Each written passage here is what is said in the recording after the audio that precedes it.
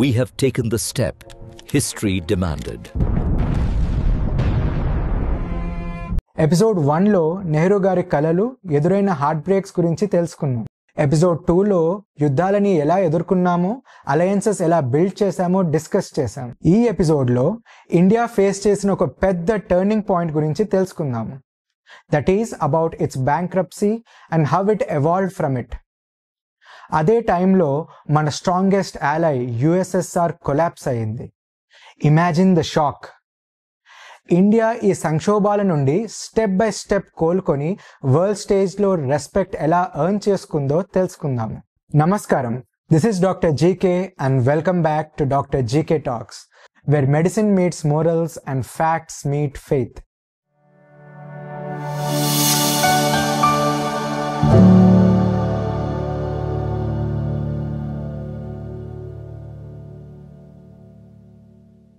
Nineteen 1991లో మనం face చేసిన బ్యాంక్రప్సీ గురించి చెప్పుకుంటే, ఇండియా దగ్గర 2 weeks ఇంపోర్ట్స్కి మాత్రమే సరిపోయేలా ఫారిన్ రిజర్వ్స్ ఉన్నాయి. ఆయిల్, వీట్, మెడిసిన్స్ కూడా కొనలేని పరిస్థితి. ఫారిన్ బ్యాంక్స్కి కొల్లెటరల్గా గోల్డ్ పంపించాల్సిన సిచ్యువేషన్. దేశంలో ఇలాంటి ఒక గందరగోళ ఆర్థిక వ్యవస్థ నడుస్తున్న టైంలో మన తెలుగు బిడ్డ పివి నరసింహారావు గారు ప్రైమ్ మినిస్టర్గా బాధ్యతలను స్వీకరించారు. సైలెంట్ పర్సనాలిటీ కానీ razor sharp mind. Manmohan Singh ని ఫైనాన్స్ మినిస్టర్గా అపాయింట్ చేసి రిఫార్మ్స్ స్టార్ట్ చేశారు. ఒక విజన్తో ముందడుగు వేశారు.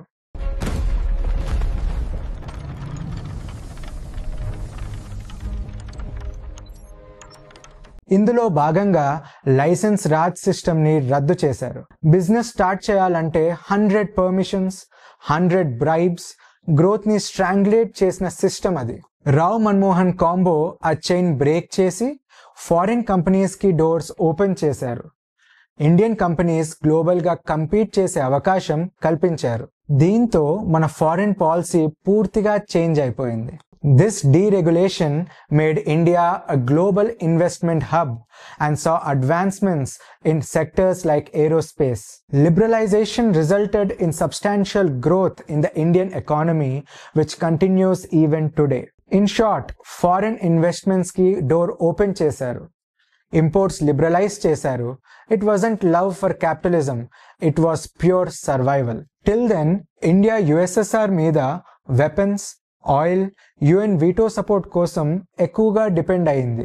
యుఎస్ఎస్ఆర్ కొలాప్స్ అయ్యాక ఇండియాకి ఫారిన్ పాలసీ రీసెట్ చేసుకోవాల్సిన సిచ్యువేషన్ ఏర్పడింది. రావు గారు లుక్ ఈస్ట్ పాలసీ స్టార్ట్ చేశారు. Asian countries like Singapore, Thailand, ఇండోనేషియాతో కనెక్ట్ అవడం మొదలైంది. Idea simple, Asia is rising, India should be part of that growth. India and Israel share a very interesting relationship. They are strategic partners. అందరికీ ఒక doubt వస్తుంది, ఇజ్రాయెల్తో 1992లో open టైస్ start చేశాం. అంతకు ముందు నుంచే ఇజ్రాయెల్తో మనకున్న గుడ్ రిలేషన్ సీక్రెట్గా ఎందుకు ఉంచాము? రీజన్ క్లియర్, అరబ్ కంట్రీస్ వల్ల. మనకి ఆయిల్ అంతా అక్కడి నుంచే వస్తుంది.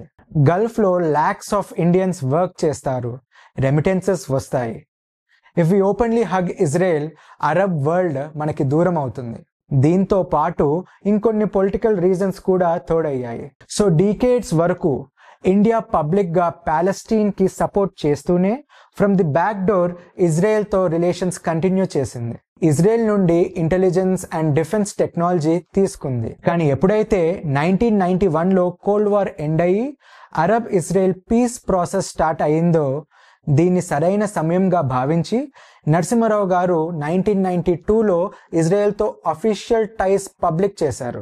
అప్పటి నుంచి ఇజ్రాయెల్ మనకు strong defence partner.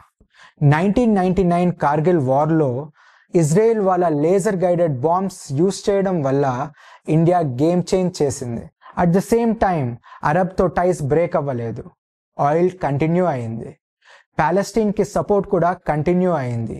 That's perfect balancing. 1990s unstable governments తర్వాత 1998లో అటల్ బిహారీ వాజ్పేయి గారు ఇండియాకి ప్రైమ్ మినిస్టర్ అయ్యారు. తన boldest decision Pokhran 2 nuclear test.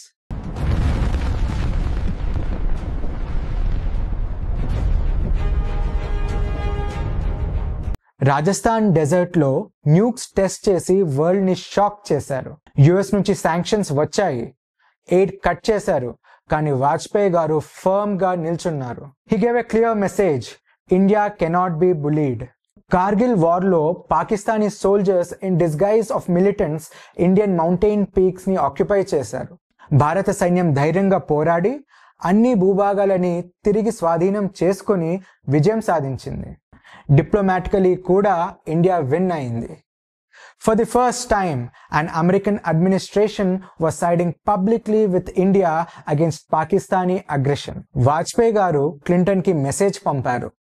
Our real threat is not Pakistan, it's China. That was India's blunt truth. America President Bill Clinton 2000లో India visit చేసి India is not the problem, but is the solution to balance Asia అని realise అయ్యారు. Europe మనకి trade partner, tech exchanges, education links, ఇంకా ఏవియేషన్లో స్ట్రాంగ్గా support ఇచ్చింది. In 2005 we made a big breakthrough. Then Prime Minister Manmohan Singh and George Bush signed Indo-US Civil Nuclear Deal. దీని ప్రకారం India తన civilian nuclear facilities మరియు military facilities ని వేరుగా ఉండేలా, ఇంకా international atomic energy agency safeguard కి లోబడి ఉండేలా ఒప్పందం కుదిరింది. In return this allows India to purchase US nuclear reactors, fuel and technology for civilian purposes, ending decades of nuclear technology denial. 1998లో శాంక్షన్స్ ఎదుర్కొన్న ఇండియా 2008లో వారితోనే డీల్స్ కుదుర్చుకుంది. ఇది ఇండియా సాధించిన విజయంగా చెప్పుకోవచ్చు. రష్యాతో డిఫెన్స్ టైస్ స్ట్రాంగ్గా కంటిన్యూ అయ్యాయి. యూరోప్ మనకి ట్రేడ్ పార్ట్నర్, చైనాతో హ్యాండ్ షేక్ చేస్తున్న, బార్డర్లో సైలెంట్గా బోత్ సైడ్స్ స్వాట్ షార్పన్ చేస్తూనే ఉన్నాయి. ఈ మధ్యలో ఐటీ బూమ్ ఇండియా ఇమేజ్ ని పూర్తిగా మార్చేసింది. బెంగళూరు గ్లోబల్ టెక్ హబ్ అయింది. ఇండియన్ డయాస్పోరా అబ్రాడ్ లో ఇండియా బ్రాండ్ ని ఎలివేట్ చేశారు. Cricket, diplomacy, Bollywood as soft power added to India's global outlook. ఇతిహాస కనెక్షన్. రామాయణంలోని కిష్కింద కాండలో శ్రీరాముడి కార్యార్థమై సీతమ్మని వెతుక్కుంటూ హనుమంతుడు ఇతర వానరులతో కలిసి దక్షిణ దిశకు వెళ్తారు. జంబూ ద్వీపం దక్షిణ కొసకు చేరుకున్న వానర సైన్యానికి విశాలమైన సముద్రం ఎదురవుతుంది. హనుమంతునికి అంత పెద్ద సముద్రాన్ని క్రాస్ చేయడం ఇంపాసిబుల్ అని అనిపిస్తుంది. కానీ ధైర్యం కూడగట్టుకొని ఎదురైన ఆటంకాలని తెలివిగా, నేర్పు ఓర్పుతో హనుమంతుడు సముద్ర లంఘనం విజయవంతంగా పూర్తి చేశారు.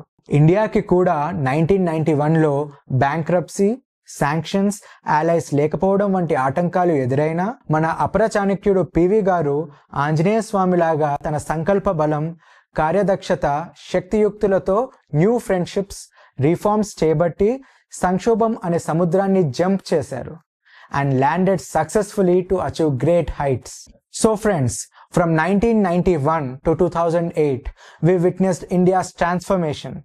సంక్షోభం నుండి ఆత్మవిశ్వాసం వరకు, శాంక్షన్స్ నుండి డీల్స్ వరకు, ఇజ్రాయెల్తో హిడెన్ టైస్ నుండి ప్రౌడ్ ఎంబ్రేస్ వరకు, యుఎస్ఎస్ఆర్ సింగిల్ అలై నుండి గ్లోబల్ బ్యాలెన్సింగ్ వరకు. నెక్స్ట్ ఎపిసోడ్ 4లో 2008 తరువాత financial crisis, Indo Pacific rivalries, Trump tariffs and Modi's bold diplomacy గురించి తెలుసుకుందాము. లైక్, షేర్, సబ్స్క్రైబ్ చేయండి. This is doctor GK signing off. జై హింద్.